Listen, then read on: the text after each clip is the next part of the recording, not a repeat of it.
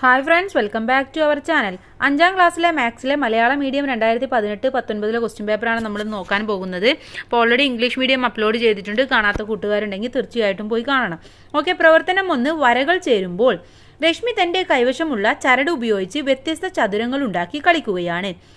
രശ്മി ഉണ്ടാക്കിയ രൂപങ്ങൾ എല്ലായ്പ്പോഴും ചതുരമാണെന്ന് സമർത്ഥിക്കാവുന്ന പ്രസ്താവന ഏത് എന്നാണ് ചോദിച്ചിട്ടുള്ളത്. അപ്പോൾ ഇവിടെ രശ്മി ചരട് ഉപയോഗിച്ചാണ് ചതുരങ്ങൾ ഉണ്ടാക്കുന്നത് അല്ലേ. അപ്പോൾ ചതുരങ്ങളുടെ പ്രത്യേകതകളാണ് താഴെ തന്നിട്ടുള്ളത്. അതിൽ ഏതൊക്കെയാണ് ശരിയായത്, ഏതൊക്കെയാണ് തെറ്റായത് എന്ന് നമ്മൾ കണ്ടെത്തണം. 4 മട്ടങ്ങളുണ്ട്. 4 മട്ടങ്ങളുണ്ട് എന്നാണ് പറയുന്നത്. എന്താണ് മട്ടം എന്ന് പറഞ്ഞാൽ? മട്ടകോണി എന്ന് പറഞ്ഞാൽ 90 ഡിഗ്രിയിൽ വരുന്നതാണ് മട്ടകോണി എന്ന് പറയുന്നത്. അപ്പോൾ നമ്മൾ ചതുരം ഉണ്ടാക്കുമ്പോൾ നമ്മളൊന്ന് ഇമാജിൻ ചെയ്യാൻ 4 വശങ്ങളുണ്ടായിരിക്കും. 4 വശവും എന്താണ്, ലംബമായിട്ട് വരുന്നതാണ്. അതുകൊണ്ട് തന്നെ അത് മട്ടകോണുകളായിരിക്കും, 90 ഡിഗ്രിയിലായിരിക്കും. അപ്പോൾ ആ പ്രസ്താവന ശരിയാണ്. ഒരു ജോഡി എതിർവശം തുല്യമാണ്. എന്താ പറയുന്നത്? ഒരു ജോഡി എതിർവശം തുല്യമാണ് എന്നാണ് പറയുന്നത്. ഇപ്പോൾ നമ്മൾ ഒരു 3 സെൻറ്റിമീറ്റർ വീതിയും 2 സെൻറ്റിമീറ്റർ നീളവുമുള്ളത് വരക്കുകയാണ്. അപ്പോൾ അതിൻ്റെ ഈ 2 വശം മാത്രമാണോ തുല്യം എന്ന് പറയുന്നത്? അല്ല. ചതുരത്തിൻ്റെ 4 വശങ്ങളും തുല്യമായിരിക്കും. അഥവാ 2 എതിർവശങ്ങളും അടുത്ത 2 എതിർവശങ്ങളും തുല്യമായിരിക്കും. അതുകൊണ്ട് തന്നെ ഈ ബി എന്ന പ്രസ്താവന തെറ്റാണ്.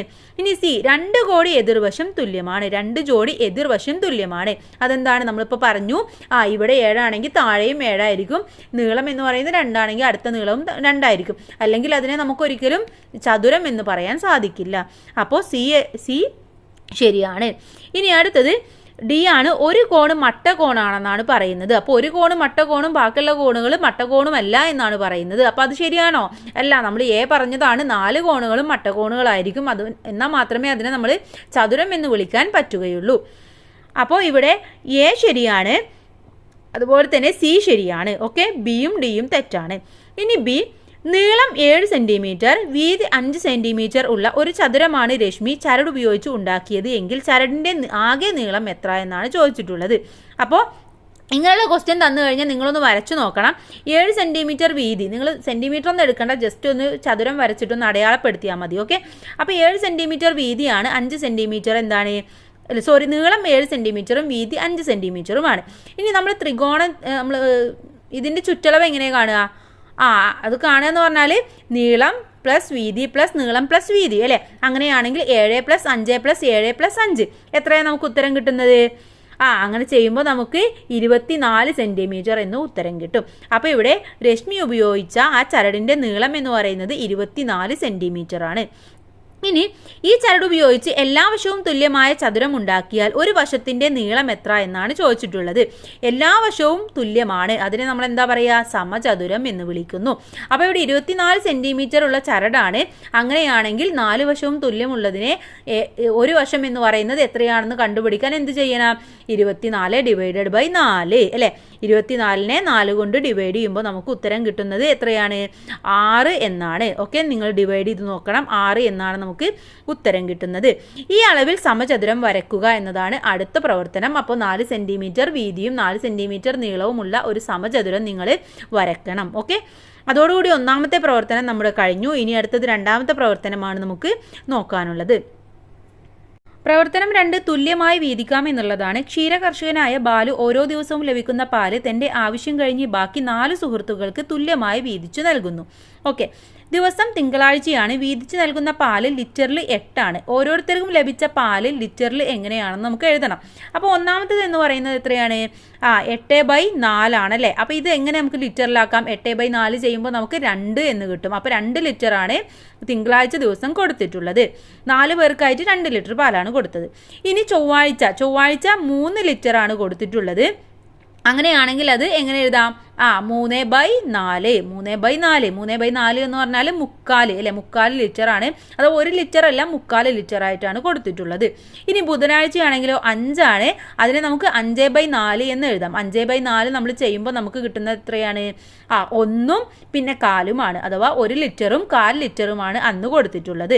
ഇനി ബുധനാഴ്ചയാണെങ്കിലോ 11 ലിറ്റർ പാല് കൊടുത്തിട്ടുണ്ട് 4 പേർക്ക്. 11/4 നമുക്ക് ചെയ്യുമ്പോൾ ഉത്തരം കിട്ടുന്നത് 2.25 ആണ്. ഓക്കെ, കാരണം 11ൽ 4 എത്ര തവണ പോവും? അങ്ങനെ നോക്കിക്കഴിഞ്ഞാൽ നിങ്ങൾക്ക് ആൻസർ എഴുതാവുന്നതാണ്. ഓക്കെ, ഇപ്പോൾ 2.25 വ്യാഴാഴ്ച ചിലവായിട്ടുള്ളത്. വെള്ളിയാഴ്ചയാണെങ്കിൽ 4 ലിറ്റർ കൊടുത്തിട്ടുണ്ട്. 4/4 എന്ന് പറഞ്ഞാൽ സിമ്പിളാണ്, 1 ലിറ്റർ ആണ് അല്ലേ. അപ്പോൾ തിങ്കളാഴ്ച ദിവസം കൊടുത്തത് 2 ലിറ്റർ, ചൊവ്വാഴ്ച കൊടുത്തത് 3/4 ലിറ്റർ, ബുധനാഴ്ച കൊടുത്തത് 1/4 ലിറ്റർ, വ്യാഴാഴ്ച കൊടുത്തത് 2.25 ലിറ്റർ, വെള്ളിയാഴ്ച കൊടുത്തത് 1 ലിറ്റർ. ഓക്കെ, മനസ്സിലായില്ലേ? ഇനി 1 ലിറ്ററിൽ കൂടുതൽ പാല് ഓരോരുത്തർക്കും ലഭിച്ചത് ഏതൊക്കെ ദിവസങ്ങളിലാണ് എന്നാണ് ചോദിച്ചിട്ടുള്ളത്. ഏതൊക്കെയാണ്?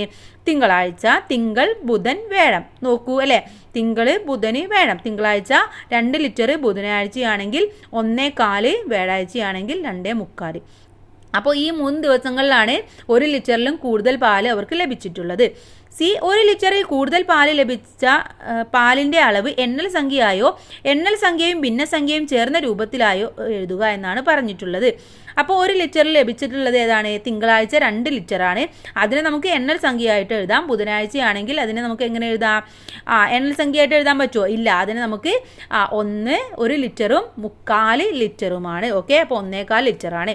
വ്യാഴാഴ്ചയാണെങ്കിൽ 2, 3/4 എന്ന് എടുത്ത് ലിറ്റർ എന്ന് എഴുതിയാൽ മതി. ഓക്കെ, 2.25 ലിറ്ററാണ്. ഓക്കെ, അപ്പം അങ്ങനെയാണ് ഇത് ചെയ്യേണ്ടത്. ഇനി നമുക്ക് അടുത്ത പ്രവർത്തനത്തിലേക്ക് കടക്കാം. പ്രവർത്തനം 3 സ്കൂൾ കായികമേളയാണ്. കളിമല UP സ്കൂളിൽ കായികമേളയുടെ ഭാഗമായി 100 മീറ്റർ ഹാർഡിൽസ് മത്സരം നടക്കുകയാണ്. ഒന്നാം മത്സരത്തിൽ 9 മീറ്റർ അകലത്തിലാണ് ഹാർഡിലുകൾ സ്ഥാപിച്ചിരുന്നത്. രണ്ടാം മത്സരത്തിൽ 12 മീറ്റർ അകലത്തിലാണ് ഹാർഡിലുകൾ ക്രമീകരിക്കുന്നത്. ഓക്കെ, എങ്കിൽ 2 മത്സരങ്ങളിലും സ്റ്റാർട്ടിംഗ് പോയിന്റിൽ നിന്നും എത്ര മീറ്റർ അകലത്തിലുള്ള ഹാർഡിലുകൾക്കാണ് സ്ഥാനമാറ്റം സംഭവിക്കാത്തത് എന്നാണ് ചോദിച്ചിട്ടുള്ളത്. അപ്പോൾ എന്താണ് ഇങ്ങനെയുള്ള ചോദ്യം കിട്ടിയാൽ നമ്മൾ ആദ്യം ചെയ്യേണ്ടത്? ഒന്നാം മത്സരം അല്ലേ, ഒന്നാം മത്സരത്തിൽ 9 മീറ്റർ അകലത്തിലാണ് ഹാർഡിലുകൾ അല്ലേ. അപ്പോൾ അങ്ങനെയാണെങ്കിൽ ഒന്നാമത്തെ ഹാർഡിൽ എന്ന് പറയുന്നത് 9ാമത്തെ മീറ്ററിൽ, രണ്ടാമത്തത് 18ാമത്തെ മീറ്ററിൽ, മൂന്നാമത്തേത് 27, 36, 45, 54, 63, 72. എങ്ങനെയാണിത് കിട്ടിയത്? യെസ്, 9ന്റെ ഗുണനം നമുക്ക് എഴുതിയാൽ മതി. അത് ഓരോന്നും 9 മീറ്റർ അകലത്തിലാണ്. ഇനി രണ്ടാമത്തെ മത്സരത്തിലോ ഒന്നാമത്തത് 12ാമത്തെ മീറ്ററിലാണ്, രണ്ടാമത്തേതോ എത്രയാണ്? 24ആണ്, 3, 36, പിന്നെ 48, 60, 72 അങ്ങനെ പോകും അല്ലേ. ഇനി നമ്മൾ നോക്കേണ്ടത് ഇതിലെ രണ്ടും ഒരേ സംഖ്യ വരുന്നത് ഏതാണ് എന്നാണ്. ഒന്ന് 36 അല്ലേ, 36 രണ്ടിലും വരുന്നുണ്ട്. അപ്പോൾ ആ ഹാർഡിൽ നമുക്ക് മാറ്റേണ്ട ആവശ്യമില്ല.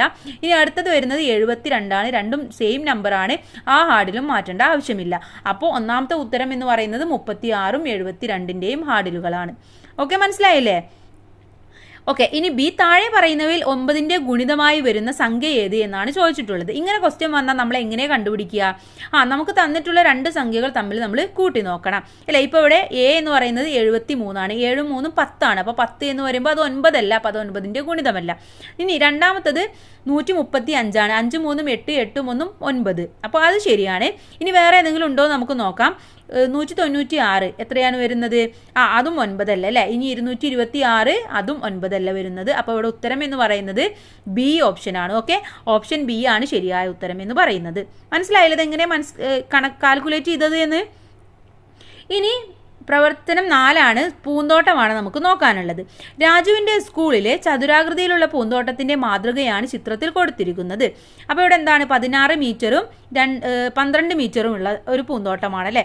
പൂന്തോട്ടത്തിൽ ഒരു ഭാഗത്തായി 4 മീറ്റർ നീളത്തിലും 2 മീറ്റർ വീതിയിലും ചതുരാകൃതിയിലുള്ള ഒരു ആമ്പൽ കുളവും ഉണ്ട് എന്നാണ് പറയുന്നത്. ഓക്കെ, ഇനി പൂന്തോട്ടത്തിൻ്റെ ആകെ പരപ്പളവ് എത്ര എന്നാണ് ചോദിച്ചിട്ടുള്ളത്. എങ്ങനെയാണ് ഇതിൻ്റെ ആകെ പരപ്പളവ് നമ്മൾ കാണുന്നത്?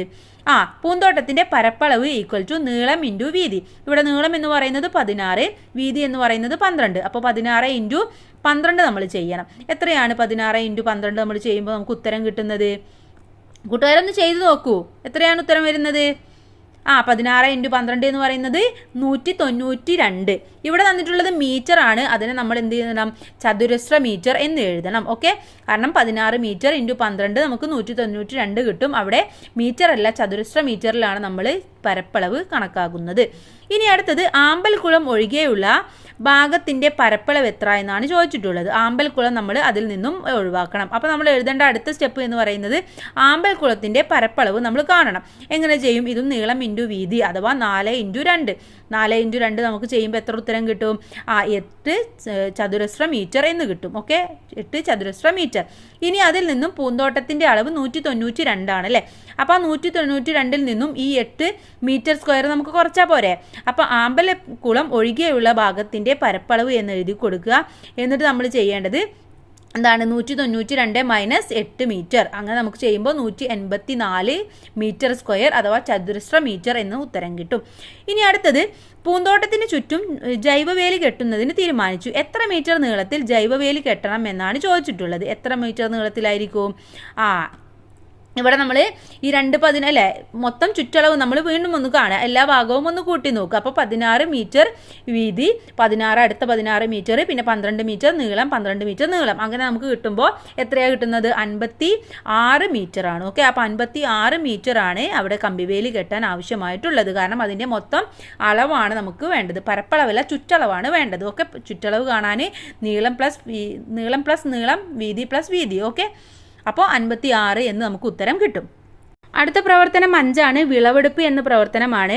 5 കർഷകൻ വെള്ളരിക്ക വിളവെടുപ്പ് നടത്തിയതിൻ്റെ പിക്ടോഗ്രാഫ് താഴെ കൊടുത്തിരിക്കുന്നു. ഒരു വെള്ളരിയുടെ ചിത്രം 100 വെള്ളരിയെ സൂചിപ്പിക്കുന്നു എന്നാണ് പറയുന്നത്. ഒരു വെള്ളരി ഈക്വൽ ടു 100. അങ്ങനെയാണെങ്കിൽ അരുണ്, ജാനകി, റഫീഖ്, കണ്ണൻ, ജോസഫ് എന്നിവരൊക്കെ വെള്ളരിക്ക വിളവെടുപ്പ് നടത്തിയിട്ടുണ്ട്. ഏറ്റവും കുറവ് വെള്ളരി ലഭിച്ചത് ആർക്കാണ് എന്നാണ് ചോദിച്ചിട്ടുള്ളത്. അപ്പോൾ നമ്മൾ ആദ്യം ചെയ്യേണ്ടത് ഇത് ഓരോന്നും, അരുണിന് എത്ര കിട്ടി, ജാനകിക്ക്, റഫീഖിന് എത്ര കിട്ടി, കണ്ണൻ എത്ര കിട്ടി, ജോസഫിന് എത്ര കിട്ടി എന്ന് കണ്ടുപിടിക്കണം അല്ലേ. അപ്പോൾ അരുണിനാണെങ്കിൽ എത്ര വെള്ളരിയുണ്ട്? 1 2 3 4 5 6. 6 × 100 600. ഇനി അടുത്തത് ജാനകിക്കാണെങ്കിൽ 800 ഉണ്ടാവും, റഫീഖിന് 700, കണ്ണന് 500, ജോസഫിന് 700. ഓക്കെ, അപ്പോൾ ഇവിടെ ഏറ്റവും കുറവ് വെള്ളരി ലഭിച്ചത് ആർക്കാണ്? കണ്ണനാണ്. ആകെ വിളവെടുത്ത വെള്ളരി എത്രയാണ്? മൊത്തം കൂട്ടി നോക്കണം അല്ലേ. 600 + 800 + 700 + 500 + 700. നമുക്ക് എത്ര ഉത്തരം കിട്ടും? കൂട്ടുകാരൊന്ന് കൂട്ടി നോക്കൂ കേട്ടോ. ഇനി ജാനകിക്ക് എത്ര വെള്ളരി ലഭിച്ചു എന്നാണ് ചോദിച്ചിട്ടുള്ളത്. ജാനകിക്ക് എത്ര വെള്ളരിയാണ്? 800 വെള്ളരിയാണ് ലഭിച്ചിട്ടുള്ളത്. അപ്പോൾ അതവിടെ എടുത്തെഴുതുക. ഇനി തുല്യ അളവിൽ വെള്ളരി വിളവെടുത്തത് ആരെല്ലാം എന്ന് ചോദിച്ചിട്ടുണ്ട്. ആരൊക്കെയാണ്? ഇവിടെ ആരെങ്കിലും തുല്യ അളവിൽ വെള്ളരി വിളവെടുത്തിട്ടുണ്ടോ? ഇല്ല അല്ലേ, തുല്യ അളവ് ഉണ്ട്. നമ്മുടെ റഫീഖും ജോസഫും തുല്യ അളവിലാണ് വിളവെടുപ്പ് നടത്തിയിട്ടുള്ളത്, ജോസഫും അതുപോലെ തന്നെ റഫീഖും. ഇനി പിക്ടോഗ്രാഫ് പരിശോധിച്ച് ഒരു ചോദ്യം തയ്യാറാക്കൂ എന്ന് നമ്മളോട് പറഞ്ഞിട്ടുണ്ട്. എന്തൊക്കെ? നമുക്ക് ഒരുപാട് ചോദ്യങ്ങൾ ചോദിക്കാം അല്ലേ. എന്ത് ചോദിക്കാം? ജാനകിക്ക് അരുണിനേക്കാൾ എത്ര കൂടുതൽ വെള്ളരിയാണ് ലഭിച്ചിട്ടുള്ളത്, അല്ലെങ്കിൽ വേറൊരാളുടെ പേര്, അല്ലെങ്കിൽ 2 പേരുടെ പേര് ചോദിച്ച് ഇങ്ങനെ നമുക്ക് ചോദ്യം തയ്യാറാക്കാം. അപ്പോൾ ഇത്തരത്തിലുള്ള ഒരു ക്വസ്റ്റ്യൻ നിങ്ങൾക്ക് പ്രതീക്ഷിക്കാം. വളരെ സിമ്പിളാണ്.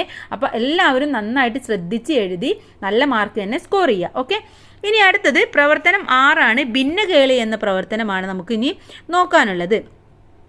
ഒരേ വലുപ്പത്തിലുള്ള 4 വൃത്തങ്ങൾ നൽകിയിരിക്കുന്നു. അവ ഓരോന്നും ചിത്രത്തിന് സൂചിപ്പിച്ച പോലെ തുല്യമായി ഭാഗിച്ചിരിക്കുന്നു. ഓരോ ചിത്രത്തിലും വൃത്തത്തിന്റെ എത്ര ഭാഗമാണ് ഷെയ്ഡ് ചെയ്തിരിക്കുന്നത് എന്ന് എഴുതാനാണ് നമ്മളോട് പറഞ്ഞിട്ടുള്ളത്. ഓക്കെ, അപ്പോൾ ഒന്നാമത്തേതിൽ എത്രയാണ്? 1/3 ആണല്ലേ, 1/3 ആണ്. രണ്ടാമത്തേതിലാണെങ്കിൽ 2/8 വരും. അടുത്തത് നോക്കൂ, 3 എണ്ണം അല്ലെ, 3 എണ്ണം ഷെയ്ഡ് ചെയ്തിട്ടുണ്ട്, 3/6 ആണ്. ഇനി അവസാനത്തേത് എത്രയാണ്? 3/4 ആണ് ഉത്തരം വരുന്നത്. ഇനി ബി, ചിത്രം 2ലും ചിത്രം 4ലും ഷെയ്ഡ് ചെയ്ത ഭാഗത്തിന്റെ തുക കണ്ടെത്താനാണ് പറഞ്ഞിട്ടുള്ളത്. അപ്പോൾ ചിത്രം 2 എന്ന് പറയുന്നത് എത്രയാണ്? 2/8 ആണ്. ചിത്രം 4 എന്ന് പറയുന്നത് 3/4 ആണ്. അപ്പോൾ 2/8 + 3/4 നമ്മൾ ചെയ്തു നോക്കണം. അപ്പോൾ എത്ര നമുക്ക് ഉത്തരം കിട്ടും? കൂട്ടുകാരൊന്ന് ചെയ്തു നോക്കൂ. എത്രയാണ് ഉത്തരം വരുന്നത്? എത്രയാണ്? യെസ്, ഉത്തരം വരുന്നത് നമ്മൾ ആദ്യം എങ്ങനെ ചെയ്യും? 2 × 4 അതുപോലെ തന്നെ 8 × 2 ചെയ്യും അല്ലേ. അപ്പോൾ അങ്ങനെ ചെയ്യുമ്പോൾ നമുക്ക് ഉത്തരം ലഭിക്കുന്നത് 8/8 ലഭിക്കും. അപ്പോൾ 8/8 എന്ന് പറഞ്ഞാൽ 1 ആണ്. അപ്പോൾ അവിടെ ആൻസർ വരുന്നത് 1 എന്നാണ്. ഓക്കെ, ഇനി അടുത്തത് ചിത്രം 1ലും ചിത്രം 3ലും ഷെയ്ഡ് ചെയ്ത ഭാഗത്തിന്റെ തുക കണ്ടെത്താൻ പറഞ്ഞിട്ടുണ്ട്. അത് കൂട്ടുകാരൊന്ന് കണ്ടെത്തി നോക്കണം. ഓക്കെ, അടുത്ത ചോദ്യവും അതുപോലെ തന്നെയാണ്. അതും നിങ്ങൾ കണ്ടെത്തി ഒന്ന് മനസ്സിലാക്കി വെക്കുക. ഓക്കെ, ഇനി പ്രവർത്തനം 7 ആഭാജ്യ ഘടകങ്ങളാക്കാം എന്നാണ് പറഞ്ഞിട്ടുള്ളത്. 54ലെ ആഭാജ്യ സംഖ്യകളുടെ ഗുണനഫലമായി ചിത്രീകരിക്കുന്നതിൽ വിട്ടുപോയവ പൂർത്തിയാക്കാനാണ് നമ്മളോട് പറഞ്ഞിട്ടുള്ളത്. ഓക്കെ, അപ്പോൾ നമ്മൾ പഠിച്ചിട്ടുള്ളതാണ് എന്താണ് ആഭാജ്യ സംഖ്യ എന്നുള്ളതൊക്കെ. അപ്പോൾ 54ലെ നമ്മൾ ഇവിടെ എങ്ങനെ എഴുതിയിട്ടുണ്ട്? 2 27 എന്ന് എഴുതിയിട്ടുണ്ട് അല്ലേ. ഇനി 27നെ നമുക്ക് എങ്ങനെയാക്കാം? അപ്പോൾ 27നെ നമുക്ക് എങ്ങനെ എഴുതാം? യെസ്, 9 എഴുതാം. 9നെ നമുക്ക് 3 എന്ന് എഴുതാം. 27ന്റെ ഒരു ആഭാജ്യ ഘടകം ഏതാണ്? 3 അല്ലേ. അപ്പോൾ 27ന്റെ തൊട്ട താഴെ ഉള്ളതിൽ 3 എന്നും എഴുതി കൊടുക്കാം. ഇനി 30നെ ആഭാജ്യ സംഖ്യകളുടെ ഗുണനഫലമായി ചിത്രീകരിക്കുക എന്നാണ് പറഞ്ഞിട്ടുള്ളത്. അപ്പോൾ അതിനെ നമുക്ക് എങ്ങനെ എഴുതി കൊടുക്കാം? 30 അല്ലേ. 30നെ പിന്നെ നമുക്ക് എങ്ങനെ എഴുതാം? 30നെ 30ന്റെ 2 അല്ലേ. 30ന്റെ ഒരു ആഭാജ്യ ഘടകമാണ് 2 എന്ന് പറയുന്നത്. അപ്പോൾ 2 എഴുതാം. പിന്നെ നമുക്ക് 15 എഴുതാം അല്ലേ. 15 15ന് നമുക്ക് 3 × 5 3 5 എന്ന ആഭാജ്യ ഘടകത്തിൽ എഴുതാം. ഓക്കെ. ഇനി അടുത്തത് 30ൻ്റെയും 54ൻ്റെയും ആഭാജ്യ ഘടകങ്ങളിൽ പൊതുവായിട്ട് വരുന്ന സംഖ്യകൾ ഏതൊക്കെയെന്നാണ് ചോദിച്ചിട്ടുള്ളത്. ഏതൊക്കെ സംഖ്യകളാണ് പൊതുവായിട്ട് അതിൽ വരുന്നത്? ഏതൊക്കെ വരും? കൂട്ടുകാരൊന്ന് ചെയ്തു നോക്കൂ. ഏതൊക്കെയാണ് വരുന്നത്? കുറേ സംഖ്യകൾ വരും അല്ലേ. 1, 2, 3, 6, 9, 18 അങ്ങനെ സംഖ്യകൾ കുറേ വരും. 24, 27, അതുപോലെ 54 അതൊക്കെ വരും. ഓക്കെ.